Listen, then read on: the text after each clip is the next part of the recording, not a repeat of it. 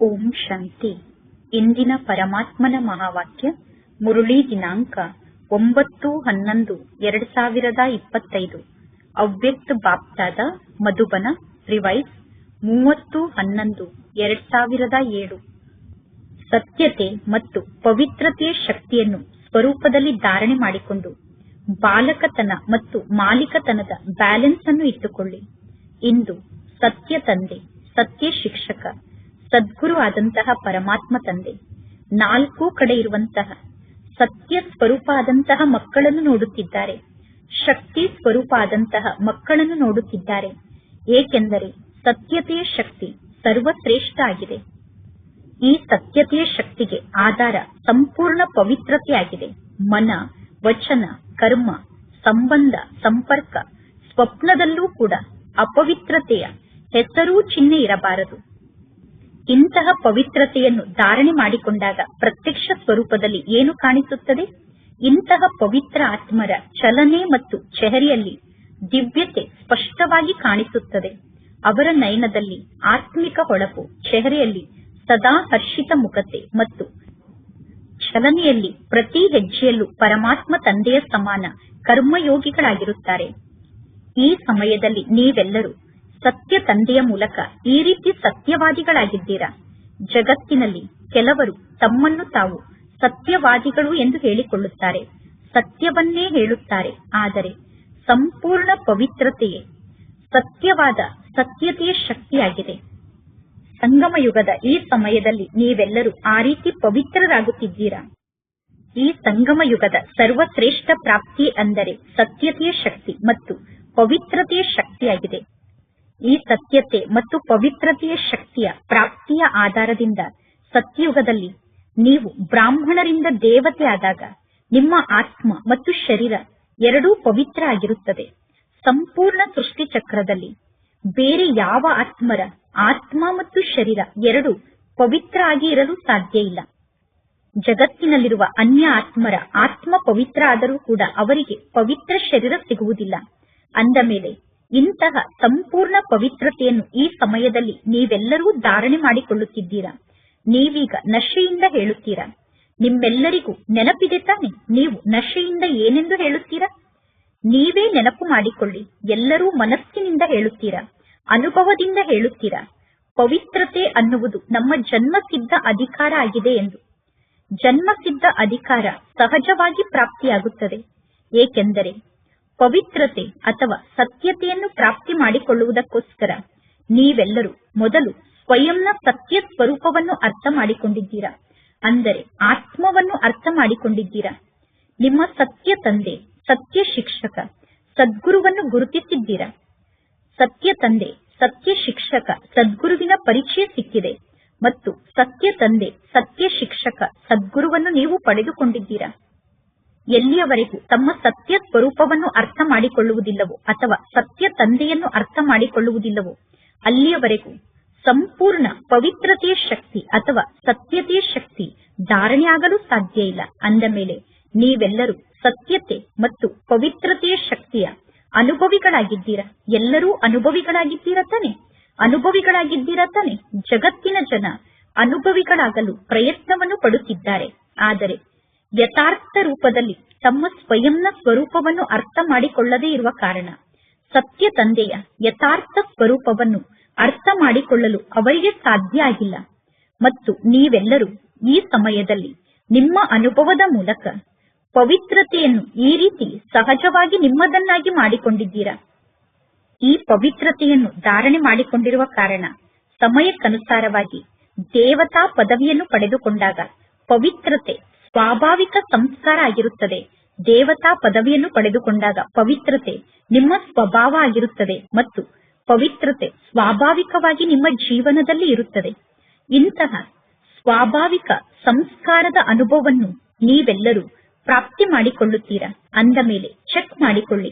ಪವಿತ್ರತೆ ಅಥವಾ ಸತ್ಯತೆಯ ಶಕ್ತಿ ಸ್ವಾಭಾವಿಕ ಸ್ವರೂಪದಲ್ಲಿ ನಮ್ಮದಾಗಿದೆ ತಾನೆ? ನೀವೆಲ್ಲರೂ ಏನೆಂದು ತಿಳಿದುಕೊಂಡಿದ್ದೀರಾ? ಪವಿತ್ರತೆ ನನ್ನ ಜನ್ಮಸಿದ್ಧ ಅಧಿಕಾರ ಆಗಿದೆ ಎಂದು ಯಾರು ತಿಳಿದುಕೊಂಡಿದ್ದೀರೋ ಅವರು ಕೈಯನ್ನು ಎತ್ತಿ. ಪವಿತ್ರತೆ ಜನ್ಮಸಿದ್ಧ ಅಧಿಕಾರ ಆಗಿದೆಯೋ ಅಥವಾ ಪವಿತ್ರತೆಯನ್ನು ಧಾರಣೆ ಮಾಡಿಕೊಳ್ಳಲು ಪರಿಶ್ರಮವನ್ನು ಪಡಬೇಕಾಗುತ್ತದೆಯೋ? ಪರಿಶ್ರಮವನ್ನು ಪಡುವ ಅವಶ್ಯಕತೆ ಇಲ್ಲ. ಪವಿತ್ರತೆಯನ್ನು ಧಾರಣೆ ಮಾಡಿಕೊಳ್ಳುವುದು ಸಹಜ ಆಗಿದೆ. ಏಕೆಂದರೆ ಜನ್ಮಸಿದ್ಧ ಅಧಿಕಾರ ಸಹಜವಾಗಿ ಪ್ರಾಪ್ತಿಯಾಗುತ್ತದೆ. ಜನ್ಮಸಿದ್ಧ ಅಧಿಕಾರವನ್ನು ಪ್ರಾಪ್ತಿ ಮಾಡಿಕೊಳ್ಳಲು ಪರಿಶ್ರಮವನ್ನು ಪಡುವ ಅವಶ್ಯಕತೆ ಇಲ್ಲ. ಜಗತ್ತಿನವರು ಪವಿತ್ರತೆಯನ್ನು ಧಾರಣೆ ಮಾಡಿಕೊಳ್ಳುವುದು ಅಸಂಭವ ಎಂದು ತಿಳಿದುಕೊಂಡಿದ್ದಾರೆ ಮತ್ತು ನೀವೆಲ್ಲರೂ ಆ ಅಸಂಭವವನ್ನು ಸಹಜವಾಗಿ ಸಂಭವವನ್ನಾಗಿ ಮಾಡಿಕೊಂಡಿದ್ದೀರಾ. ಯಾರೆಲ್ಲ ಹೊಸ ಹೊಸ ಮಕ್ಕಳು ಬಂದಿದ್ದೀರೋ, ಯಾರು ಮೊದಲನೇ ಬಾರಿ ಬಂದಿದ್ದೀರೋ ಅವರೆಲ್ಲರೂ ಕೈಯನ್ನು ಎತ್ತಿ. ಒಳ್ಳೆಯದು. ಯಾರೆಲ್ಲ ಹೊಸ ಹೊಸ ಮಕ್ಕಳಾಗಿದ್ದಾರೋ ಅವರೆಲ್ಲರಿಗೂ ಶುಭಾಶಯಗಳು. ಮೊದಲನೇ ಬಾರಿ ಬಂದಂತವರಿಗೂ ಕೂಡ ಶುಭಾಶಯಗಳು. ಏಕೆಂದರೆ ಬಾಪ್ತಾದ ಹೇಳುತ್ತಾರೆ, ಭಲೆ ನೀವು ಲೇಟ್ ಆಗಿ ಬಂದಿದ್ದೀರಾ, ಆದರೆ ಟೂ ಲೇಟ್ ಆದ ಮೇಲೆ ಬಂದಿಲ್ಲ. ಮತ್ತು ಹೊಸ ಮಕ್ಕಳಿಗೆ ಬಾಪ್ತಾದರವರ ವರದಾನ ಪ್ರಾಪ್ತಿಯಾಗಿದೆ. ಲಾಸ್ಟ್ ನಲ್ಲಿ ಬಂದಂತವರೂ ಕೂಡ ಫಾಸ್ಟ್ ಆಗಿ ಪುರುಷಾರ್ಥವನ್ನು ಮಾಡಿ ಫಸ್ಟ್ ಡಿವಿಷನ್ ಅಲ್ಲಿ ಬರಬಹುದು. ಫಸ್ಟ್ ನಂಬರ್ ನಲ್ಲಿ ಅಲ್ಲ, ಆದರೆ ಫಸ್ಟ್ ಡಿವಿಷನ್ ಅಲ್ಲಿ ಬರಬಹುದು. ಅಂದ ಮೇಲೆ ಹೊಸ ಮಕ್ಕಳಿಗೆ ಇಷ್ಟೊಂದು ಸಾಹಸ ಇದೆ ತಾನೆ? ಕೈಯನ್ನು ಎತ್ತಿ. ಯಾರು ಫಸ್ಟ್ ಡಿವಿಷನ್ ಅಲ್ಲಿ ಬರುತ್ತೀರೋ ಅವರು ಕೈಯನ್ನು ಎತ್ತಿ. ನೋಡಿ, ಟಿವಿಯಲ್ಲಿ ನಿಮ್ಮೆಲ್ಲರ ಕೈಗಳು ಕಾಣಿಸುತ್ತಾ ಇದೆ. ಒಳ್ಳೆಯದು. ಸಾಹಸ ಉಳ್ಳವರಾಗಿದ್ದೀರಾ. ನಿಮ್ಮ ಸಾಹಸಕ್ಕೆ ಶುಭಾಶಯಗಳು. ಮತ್ತು ಸಾಹಸ ಇದ್ದಾಗ ತಂದೆಯ ಸಹಯೋಗ ಅಂತೂ ಇದ್ದೇ ಇದೆ. ಆದರೆ ಸರ್ವ ಬ್ರಾಹ್ಮಣ ಪರಿವಾರದವರ ಶುಭ ಭಾವನೆ, ಶುಭ ಕಾಮನೆ ನಿಮ್ಮೆಲ್ಲರ ಜೊತೆಗೆ ಸದಾ ಇದೆ. ಆದ್ದರಿಂದ ಯಾರೆಲ್ಲರೂ ಮೊದಲನೇ ಬಾರಿ ಬಂದಿದ್ದೀರೋ ಆ ಎಲ್ಲಾ ಮಕ್ಕಳಿಗೂ ಬಾಪ್ತಾದರವರ ಕಡೆಯಿಂದ ಮತ್ತು ಸರ್ವ ಪರಿವಾರದವರ ಪರವಾಗಿ ಇನ್ನೊಮ್ಮೆ ಪದುಮಾ ಪದಂ ಗುಣದಷ್ಟು ಶುಭಾಶಯಗಳು, ಶುಭಾಶಯಗಳು, ಶುಭಾಶಯಗಳು. ಯಾರೆಲ್ಲ ಮೊದಲನೇ ಬಾರಿ ಮಧುಬನಕ್ಕೆ ಬಂದಿದ್ದಾರೋ ಅವರೆಲ್ಲರಿಗೂ ಖುಷಿ ಆಗುತ್ತಿದೆ. ಅಗಲಿ ಹೋದಂತಹ ಆತ್ಮರು ಪುನಃ ತಮ್ಮ ಪರಿವಾರಕ್ಕೆ ಬಂದು ತಲುಪಿದ್ದೀರಾ. ಅಂದ ಮೇಲೆ ಬಾಪ್ತಾದರವರಿಗೆ ಖುಷಿ ಆಗುತ್ತಿದೆ ಮತ್ತು ನಿಮ್ಮೆಲ್ಲರಿಗೂ ಕೂಡ ಖುಷಿ ಆಗುತ್ತಿದೆ. ಬಾಪ್ತಾದ ವತನದಲ್ಲಿ ದಾದಿಯ ಜೊತೆಗೆ ಒಂದು ರಿಸಲ್ಟ್ ಅನ್ನು ನೋಡಿದರು. ಯಾವ ರಿಸಲ್ಟ್ ಅನ್ನು ನೋಡಿದರು? ನಿಮ್ಮೆಲ್ಲರಿಗೂ ಗೊತ್ತಿದೆ. ನೀವೆಲ್ಲರೂ ಈ ಮಾತನ್ನು ಸ್ವೀಕಾರ ಮಾಡಿದ್ದೀರಾ. ನಾವು ಮಾಲೀಕರಿಂದ ಬಾಲಕರಾಗಿದ್ದೇವೆ. ನೀವೆಲ್ಲರೂ ಮಾಲೀಕರು ಮತ್ತು ಬಾಲಕರಾಗಿದ್ದೀರಾ ತಾನೆ? ಮಾಲೀಕರೂ ಹೌದು, ಬಾಲಕರೂ ಹೌದು. ಎಲ್ಲರೂ ಮಾಲೀಕರು ಮತ್ತು ಬಾಲಕರಾಗಿದ್ದೀರಾ ತಾನೆ? ಕೈಯನ್ನು ಎತ್ತಿ. ವಿಚಾರ ಮಾಡಿ ಕೈಯನ್ನು ಎತ್ತಿ. ಸುಮ್ಮನೆ ಕೈಯನ್ನು ಎತ್ತಬೇಡಿ. ತಂದೆ ಲೆಕ್ಕವನ್ನು ತೆಗೆದುಕೊಳ್ಳುತ್ತಾರೆ. ಒಳ್ಳೆಯದು. ಕೈಯನ್ನು ಕೆಳಗಡೆ ಇಳಿಸಿ. ಬಾಪ್ತಾದ ನೋಡಿದರು. ಬಾಲಕತನದ ನಿಶ್ಚಯ ಮತ್ತು ನಶೆ ಸಹಜವಾಗಿ ಇರುತ್ತದೆ ತಾನೆ? ಏಕೆಂದರೆ ಬ್ರಹ್ಮ ಕುಮಾರ್ ಮತ್ತು ಬ್ರಹ್ಮ ಕುಮಾರಿ ಎಂದು ಹೇಳಿಸಿಕೊಳ್ಳುತ್ತೀರಾ. ಅಂದ ಮೇಲೆ ಬಾಲಕರೂ ಆಗಿದ್ದೀರಾ. ಬಾಲಕರಾಗಿರುವ ಕಾರಣ ಬ್ರಹ್ಮ ಕುಮಾರ್ ಬ್ರಹ್ಮ ಕುಮಾರಿ ಎಂದು ಹೇಳಿಸಿಕೊಳ್ಳುತ್ತೀರಾ. ಮತ್ತು ಇಡೀ ದಿನ ನನ್ನ ಬಾಬಾ ಅನ್ನುವ ಮಾತನ್ನು ಸ್ಮೃತಿಯಲ್ಲಿ ತಂದುಕೊಳ್ಳುತ್ತೀರಾ. ಪುನಃ ನನ್ನ ಬಾಬಾ ಅನ್ನುವುದನ್ನು ಮರೆತು ಬಿಡುತ್ತೀರಾ. ಆದರೆ ಮಧ್ಯ ಮಧ್ಯದಲ್ಲಿ ನನ್ನ ಬಾಬಾ ಅನ್ನುವ ಶಬ್ದ ನೆನಪಿಗೆ ಬರುತ್ತದೆ ಮತ್ತು ಸೇವೆಯಲ್ಲಿ ಬಾಬಾ ಬಾಬಾ ಅನ್ನುವ ಶಬ್ದ ಸ್ವಾಭಾವಿಕವಾಗಿ ನಿಮ್ಮ ಬಾಯಿಂದ ಬರುತ್ತದೆ.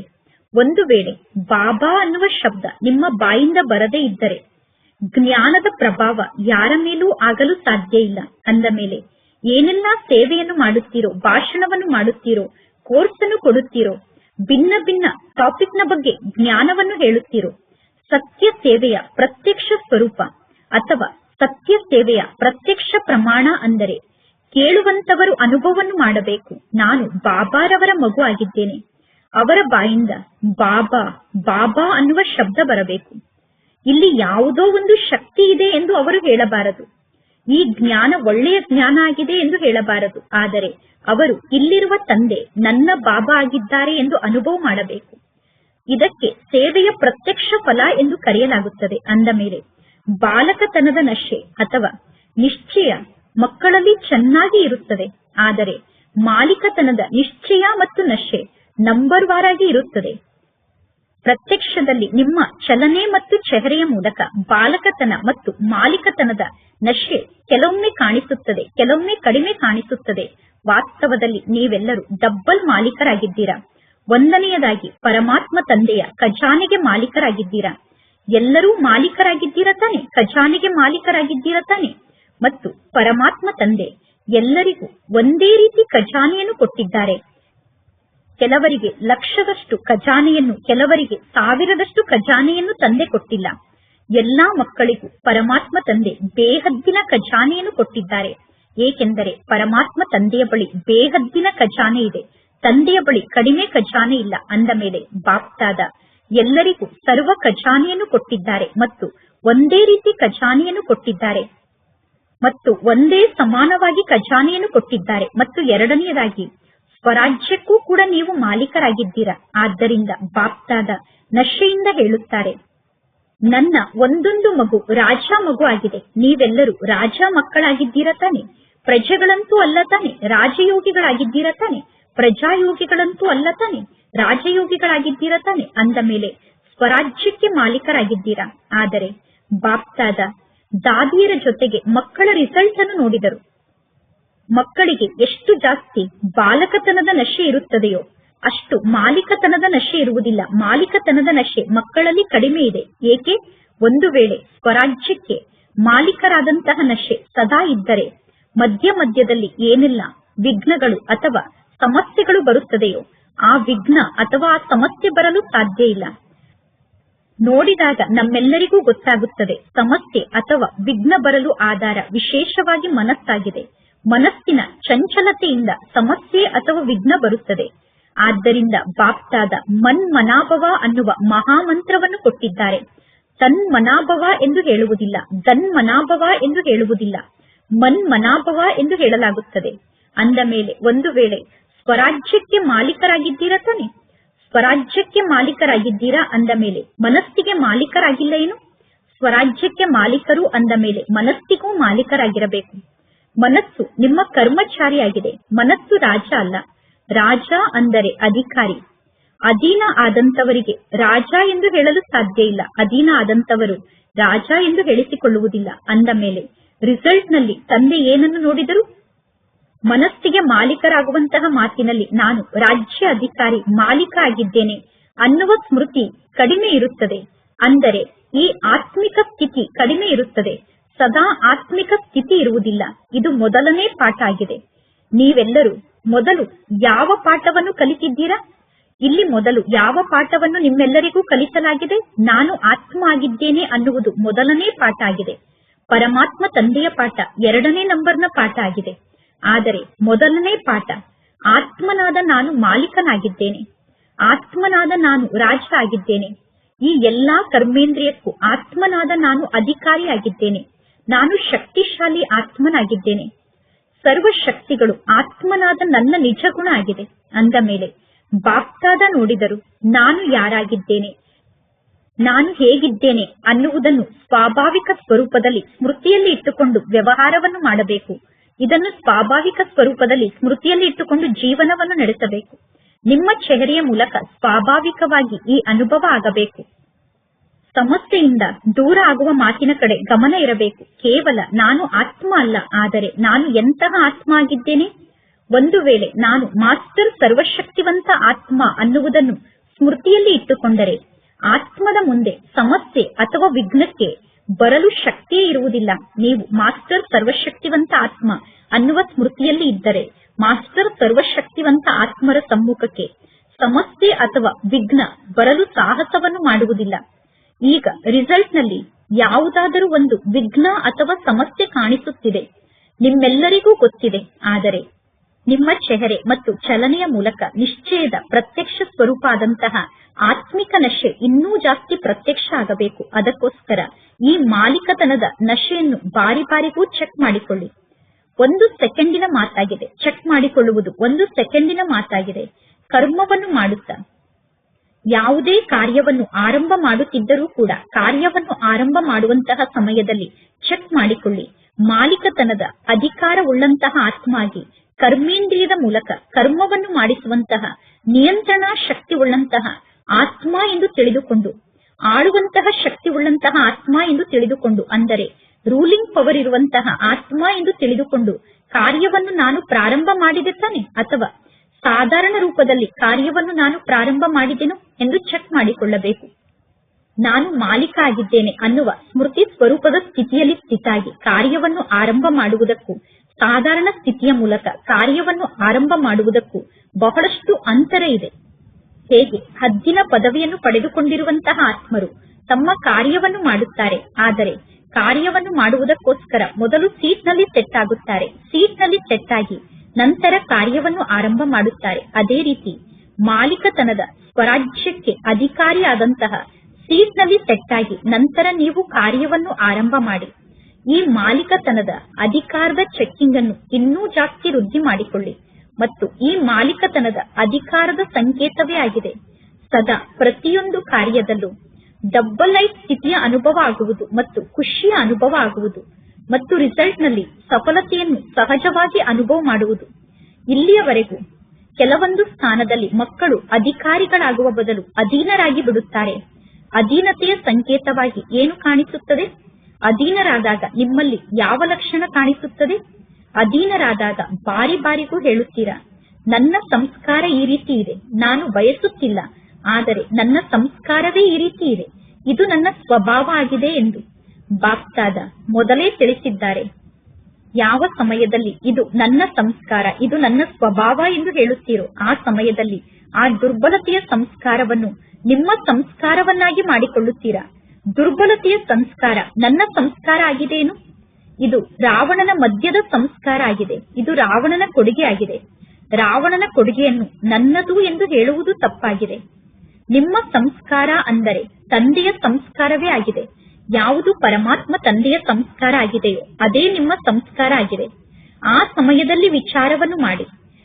ನನ್ನದು ನನ್ನದು ಎಂದು ಹೇಳಿದಾಗ ಅವರು ಅಧಿಕಾರಿ ಆಗುತ್ತಾರೆ ಮತ್ತು ನಾವು ಅಧೀನರಾಗಿ ಬಿಡುತ್ತೇವೆ. ಈಗ ನಾವು ಪರಮಾತ್ಮ ತಂದೆಯ ಸಮಾನ ಆಗಬೇಕು. ತಂದೆಯ ಸಮಾನ ಆಗಬೇಕು ಅಂದರೆ ಅದು ನನ್ನ ಸಂಸ್ಕಾರ ಅಲ್ಲ. ಹಳೆಯ ಸಂಸ್ಕಾರ ನನ್ನ ಸಂಸ್ಕಾರ ಅಲ್ಲ. ಯಾವುದು ಪರಮಾತ್ಮ ತಂದೆಯ ಸಂಸ್ಕಾರ ಆಗಿದೆಯೋ ಅದೇ ನನ್ನ ಸಂಸ್ಕಾರ ಆಗಿದೆ. ಪರಮಾತ್ಮ ತಂದೆಯ ಸಂಸ್ಕಾರ ಏನಾಗಿದೆ? ವಿಶ್ವ ಕಲ್ಯಾಣಕಾರಿಯಾಗುವುದು ತಂದೆಯ ಸಂಸ್ಕಾರ. ಶುಭ ಭಾವನೆ, ಶುಭ ಕಾಮನಾದಾರಿಯಾಗುವುದು ತಂದೆಯ ಸಂಸ್ಕಾರ ಆಗಿದೆ. ಅಂದ ಮೇಲೆ ಆ ಸಮಯದಲ್ಲಿ ತಂದೆಯ ಸಂಸ್ಕಾರವನ್ನು ಸಮ್ಮುಖದಲ್ಲಿ ನೋಡಿ. ತಂದೆಯ ಸಮಾನ ಆಗುವಂತಹ ಗುರಿಯಂತೂ ಇದೆ ತಾನೆ? ತಂದೆಯ ಸಮಾನ ಆಗುವ ಗುರಿ ಇದೆ. ಆದರೆ ರಾವಣನ ಸಮಾನ ಲಕ್ಷಣಗಳು ನಮ್ಮಲ್ಲಿ ಉಳಿದುಕೊಂಡಿದೆ. ತಂದೆಯ ಸಂಸ್ಕಾರ ಮತ್ತು ರಾವಣನ ಸಂಸ್ಕಾರ ಮಿಕ್ಸ್ ಆಗಿ ಬಿಡುತ್ತದೆ. ಕೆಲವೊಂದು ತಂದೆಯಲ್ಲಿ ಇರುವಂತಹ ಒಳ್ಳೆಯ ಸಂಸ್ಕಾರ ನಮ್ಮಲ್ಲಿ ಇದೆ. ಇನ್ನು ಕೆಲವೊಂದು ಹಳೆಯ ಹಿಂದಿನ ಸಂಸ್ಕಾರ ಕೂಡ ನನ್ನಲ್ಲಿ ಇದೆ. ಎರಡು ಮಿಕ್ಸ್ ಆಗಿ ಇರುತ್ತದೆ. ಆದ್ದರಿಂದ ಆಂತರ್ಯದಲ್ಲಿ ಕಿರಿಕಿರಿ ಆಗುತ್ತಿರುತ್ತದೆ. ಮತ್ತು ಸಂಸ್ಕಾರ ಹೇಗೆ ರೂಪಿತ ಆಗುತ್ತದೆ ಅನ್ನುವುದು ನಿಮ್ಮೆಲ್ಲರಿಗೂ ಗೊತ್ತಿದೆ. ಮನಸ್ಸು ಮತ್ತು ಬುದ್ಧಿಯ ಸಂಕಲ್ಪದ ಆಧಾರದಿಂದ ಸಂಸ್ಕಾರ ರೂಪಿತ ಆಗುತ್ತದೆ ಮತ್ತು ಕರ್ಮದ ಆಧಾರದಿಂದ ಸಂಸ್ಕಾರ ರೂಪಿತ ಆಗುತ್ತದೆ. ಮೊದಲು ಮನಸ್ಸಿನಲ್ಲಿ ಸಂಕಲ್ಪವನ್ನು ಮಾಡುತ್ತೀರಾ. ಬುದ್ಧಿ ಆ ಸಂಕಲ್ಪಕ್ಕೆ ಸಹಯೋಗವನ್ನು ನೀಡುತ್ತದೆ ಮತ್ತು ಒಳ್ಳೆಯ ಅಥವಾ ಕೆಟ್ಟ ಸಂಸ್ಕಾರ ಈ ಸಂಕಲ್ಪದಿಂದ ರೂಪಿತ ಆಗುತ್ತದೆ. ಅಂದ ಮೇಲೆ ಬಾಪ್ತಾದ ದಾದಿಯ ಜೊತೆಗೆ ರಿಸಲ್ಟ್ ಅನ್ನು ನೋಡಿದರು. ಮಾಲೀಕತನದ ಸ್ವಾಭಾವಿಕ ಸಂಸ್ಕಾರದ ನಶೆಯಲ್ಲಿ ಮಕ್ಕಳು ಸ್ಥಿತ ಆಗಿದ್ದಾರಾ ಎಂದು ಬಾಲಕತನದ ಸ್ಥಿತಿಗೆ ಹೋಲಿಕೆ ಮಾಡಿದರೆ ಮಾಲೀಕತನದ ಸಂಸ್ಕಾರ ಕಡಿಮೆ ಇದೆ. ಆದ್ದರಿಂದ ಬಾಪ್ತಾದ ನೋಡುತ್ತಿದ್ದಾರೆ. ಸಮಾಧಾನಕ್ಕೋಸ್ಕರ ಮಕ್ಕಳು ಪುನಃ ಯುದ್ಧವನ್ನು ಮಾಡಲು ಪ್ರಾರಂಭ ಮಾಡುತ್ತಾರೆ. ಹಾಗೆ ನೋಡಿದರೆ ಎಲ್ಲರೂ ಬ್ರಾಹ್ಮಣರಾಗಿದ್ದೀರಾ, ಆದರೆ ಮಧ್ಯ ಮಧ್ಯದಲ್ಲಿ ಕ್ಷತ್ರಿಯರಾಗುತ್ತೀರಾ. ಅಂದ ಮೇಲೆ ಈಗ ಕ್ಷತ್ರಿಯರಾಗಬೇಡಿ. ಬ್ರಾಹ್ಮಣರಿಂದ ನೀವೀಗ ದೇವತೆ ಆಗಬೇಕು. ಕ್ಷತ್ರಿಯರಾಗುವಂತವರು ಬಹಳಷ್ಟು ಜನ ಬರುವಂತವರಿದ್ದಾರೆ. ಕ್ಷತ್ರಿಯರಾಗುವಂತವರು ಲೇಟ್ ಆಗಿ ಬರುವಂತವರಿದ್ದಾರೆ. ನೀವೆಲ್ಲರೂ ಅಧಿಕಾರಿ ಆತ್ಮರಾಗಿದ್ದೀರಾ. ಅಂದ ಮೇಲೆ ರಿಸಲ್ಟ್ ನ ಬಗ್ಗೆ ಕೇಳಿಸಿಕೊಂಡಿರಿತಾನೆ. ಆದ್ದರಿಂದ ಬಾರಿ ಬಾರಿಗೂ ನಾನು ಯಾರು ಅನ್ನುವ ಮಾತನ್ನು ಸ್ಮೃತಿಯಲ್ಲಿ ತಂದುಕೊಳ್ಳಿ. ನಾನು ಬಾಲಕನಿಂದ ಮಾಲೀಕನಾಗಿದ್ದೇನೆ ಎಂದು ತಿಳಿದುಕೊಂಡರೆ ಸಾಕಾಗುವುದಿಲ್ಲ, ಆದರೆ ಅದನ್ನು ಸ್ಮೃತಿ ಸ್ವರೂಪದಲ್ಲಿ ತರಬೇಕು. ಸರಿತಾನೆ? ಒಳ್ಳೆಯದು. ರಿಸಲ್ಟ್ ಅನ್ನು ತಂದೆ ತಿಳಿಸಿದರು. ಈಗ ಸಮಸ್ಯೆಯ ಹೆಸರು, ವಿಘ್ನಗಳ ಹೆಸರು, ಏರುಪೇರಿನ ಹೆಸರು, ವ್ಯರ್ಥ ಸಂಕಲ್ಪದ ಹೆಸರು, ವ್ಯರ್ಥ ಕರ್ಮದ ಹೆಸರು, ವ್ಯರ್ಥ ಸಂಬಂಧದ ಹೆಸರು, ವ್ಯರ್ಥ ಸ್ಮೃತಿಯ ಹೆಸರನ್ನು ಸಮಾಪ್ತಿ ಮಾಡಿಬಿಡಿ ಮತ್ತು ಅನ್ಯರ ಮೂಲಕ ಸಮಾಪ್ತಿ ಮಾಡಿಸಿ. ಸರಿತಾನೆ? ಮಾಡುತ್ತೀರಾ ತಾನೆ? ಮಾಡುತ್ತೀರಾ ಅಂದರೆ ದೃಢ ಸಂಕಲ್ಪದ ಕೈಯನ್ನು ಎತ್ತಿ. ಸ್ಥೂಲ ಕೈಯನ್ನು ಎತ್ತುವುದು ಸಾಮಾನ್ಯ ಮಾತಾಗಿದೆ. ಆದ್ದರಿಂದ ಸ್ಥೂಲ ಕೈಯನ್ನು ಎತ್ತಬೇಡಿ. ಮನಸ್ಸಿನ ಮೂಲಕ ದೃಢ ಸಂಕಲ್ಪದ ಕೈಯನ್ನು ಎತ್ತಿ. ಶರೀರದ ಕೈಯನ್ನು ಎತ್ತಬೇಡಿ. ಶರೀರದ ಕೈಯನ್ನು ಎತ್ತುವುದನ್ನು ತಂದೆ ಬಹಳಷ್ಟು ನೋಡಿದ್ದಾರೆ. ಈಗ ಎಲ್ಲರೂ ಸೇರಿ ಮನಸ್ಸಿನಿಂದ ದೃಢ ಸಂಕಲ್ಪದ ಕೈಯನ್ನು ಎತ್ತಿ. ಆಗ ವಿಶ್ವದ ಮೂಲೆ ಮೂಲೆಯಲ್ಲೂ ಎಲ್ಲರೂ ಖುಷಿಯಿಂದ ಕೈಯನ್ನು ಎತ್ತುತ್ತಾರೆ. ನಮ್ಮ ಸುಖದಾತ ಆದಂತಹ, ಶಾಂತಿದಾತ ಆದಂತಹ ಪರಮಾತ್ಮ ತಂದೆ ಬಂದರು ಎಂದು ಎಲ್ಲರೂ ಕೈಯನ್ನು ಎತ್ತುತ್ತಾರೆ. ಪರಮಾತ್ಮ ತಂದೆಯನ್ನು ಪ್ರತ್ಯಕ್ಷಪಡಿಸುವಂತಹ ಜವಾಬ್ದಾರಿಯನ್ನು ಹೊತ್ತುಕೊಂಡಿದ್ದೀರಾ? ಜವಾಬ್ದಾರಿಯನ್ನು ತೆಗೆದುಕೊಂಡಿದ್ದೀರಾ ತಾನೆ? ಪಕ್ಕಾ ತೆಗೆದುಕೊಂಡಿದ್ದೀರಾ ತಾನೆ? ಟೀಚರ್ ಜವಾಬ್ದಾರಿಯನ್ನು ತೆಗೆದುಕೊಂಡಿದ್ದೀರಾ ತಾನೆ? ಪಾಂಡವರು ಜವಾಬ್ದಾರಿಯನ್ನು ತೆಗೆದುಕೊಂಡಿದ್ದೀರಾ ತಾನೆ? ಪಕ್ಕಾ ತಾನೆ? ಒಳ್ಳೆಯದು. ಡೇಟ್ ಅನ್ನು ಫಿಕ್ಸ್ ಮಾಡಿದ್ದೀರಾ ತಾನೆ? ಡೇಟ್ ಅನ್ನು ಫಿಕ್ಸ್ ಮಾಡಿದ್ದೀರೋ ಅಥವಾ ಇಲ್ಲವೋ? ಇನ್ನೂ ಎಷ್ಟು ಸಮಯ ಬೇಕು? ಇನ್ನು 1 ವರ್ಷ ಬೇಕು ಅಥವಾ 2 ವರ್ಷ ಬೇಕು? ಇನ್ನೂ ಎಷ್ಟು ವರ್ಷ ಬೇಕು? ಬಾಪ್ತಾದ ಮೊದಲೇ ತಿಳಿಸಿದ್ದರು, ಪ್ರತಿಯೊಬ್ಬರು ತಮ್ಮ ಯಥಾಶಕ್ತಿಗನುಸಾರವಾಗಿ ಪುರುಷಾರ್ಥದ ಪ್ರಮಾಣ ಅಥವಾ ಸ್ವಾಭಾವಿಕ ನಡತೆಯ ಪ್ರಮಾಣ, ಹಾರುವ ಕಲೆಯ ವಿಧಿಯ ಪ್ರಮಾಣ ಸಮಾನ ಆಗುವಂತಹ ಡೇಟ್ ಅನ್ನು ಫಿಕ್ಸ್ ಮಾಡಿ ಅಥವಾ ಸಂಪನ್ನ ಆಗುವಂತಹ ಡೇಟ್ ಅನ್ನು ನೀವು ಸ್ವಯಂ ಫಿಕ್ಸ್ ಮಾಡಿ. ಬಾಪ್ತಾದ ಡೇಟ್ ಅನ್ನು ಹೇಳಿದಾಗ ನಾವು ಮಾಡುತ್ತೇವೆ ಎಂದು ಹೇಳಬೇಡಿ, ಆದರೆ ನಿಮ್ಮ ಯಥಾಶಕ್ತಿಗನುಸಾರವಾಗಿ, ನಿಮ್ಮ ಪುರುಷಾರ್ಥಕ್ಕನುಸಾರವಾಗಿ ನೀವೇ ಡೇಟ್ ಅನ್ನು ಫಿಕ್ಸ್ ಮಾಡಿ ಮತ್ತು ಪ್ರತಿ ಸಮಯದಲ್ಲಿ ಸ್ವಯಂ ಅನ್ನು ಚೆಕ್ ಮಾಡಿಕೊಳ್ಳಿ.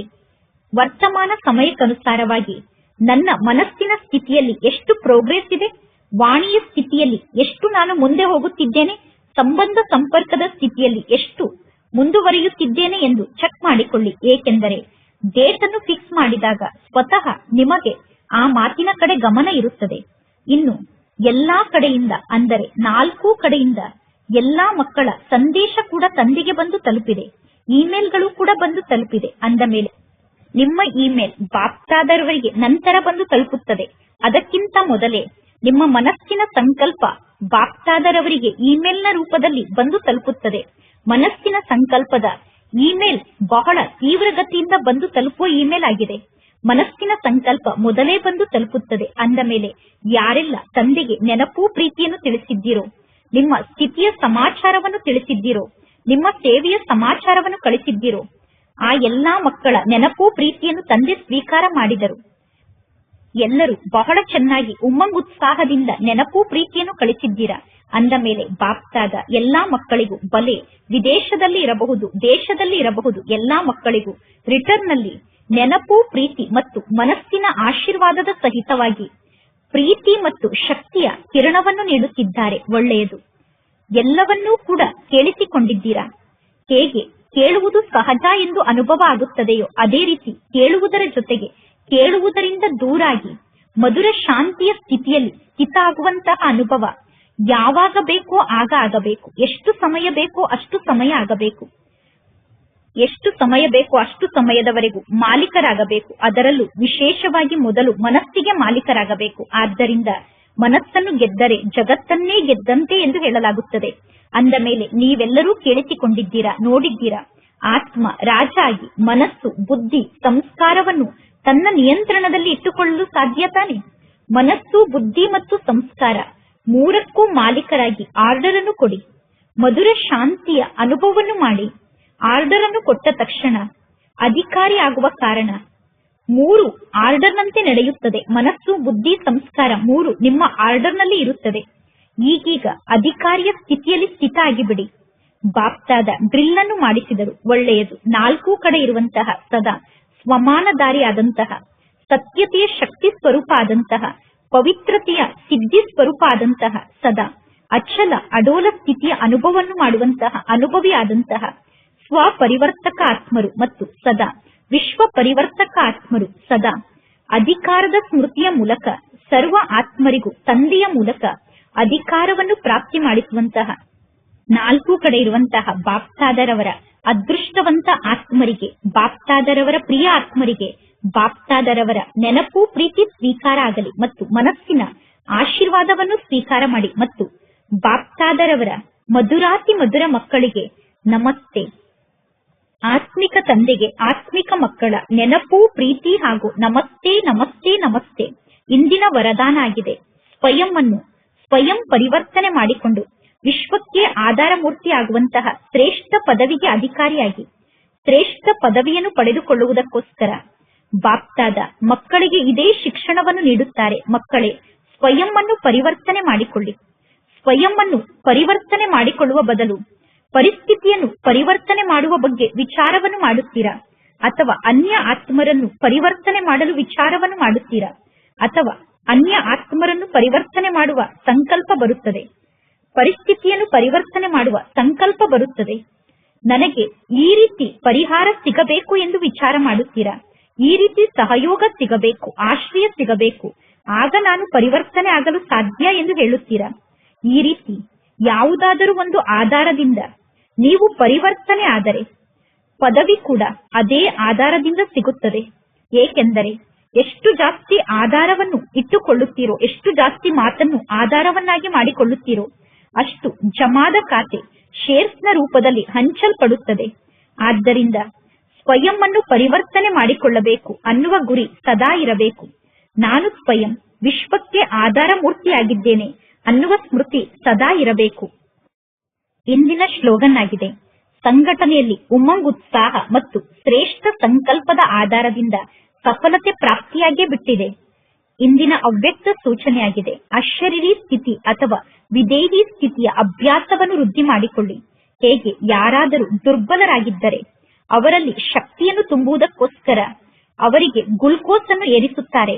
ಅದೇ ರೀತಿ ಅವಾಗ ನೀವು ಶರೀರದಿಂದ ಭಿನ್ನ ಆದಂತಹ ಅಶರೀರಿ ಆತ್ಮ ಎಂದು ತಿಳಿದುಕೊಳ್ಳುತ್ತೀರೋ, ಆಗ ಈ ಸಾಕ್ಷಿತನದ ಸ್ಥಿತಿ ಶಕ್ತಿಯನ್ನು ತುಂಬುವ ಕೆಲಸವನ್ನು ಮಾಡುತ್ತದೆ. ಮತ್ತು ಎಷ್ಟು ಸಮಯ ಸಾಕ್ಷಿ ಸ್ಥಿತಿಯಲ್ಲಿ ಸ್ಥಿತಾಗಿ ಇರುತ್ತೀರೋ ಅಷ್ಟು ಸದಾ ಜೊತೆಗಾರ ಆದಂತಹ ತಂದೆಯ ನೆನಪಿರುತ್ತದೆ.